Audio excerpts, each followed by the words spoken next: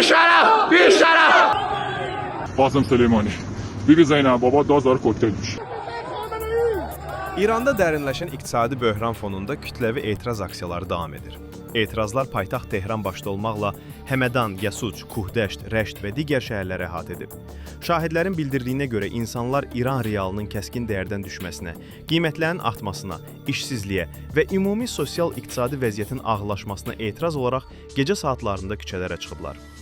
İran Təhlükəsizlik Qüvvələri aksiyaların qarşısını almaq üçün gücləndirilmiş təhlükəsizlik tədbirləri tətbiq edib.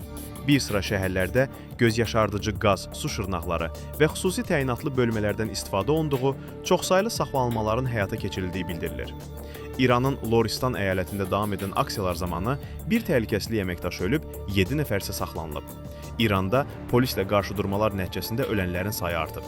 Bu barədə Fars agentliyi məlumat yayıb. Məlumata görə, toqquşmalar nəticəsində 3 nəfər ölüb, 17 nəfər yaralanıb. Ölənlərin polis məmurları olduğu bildirilib.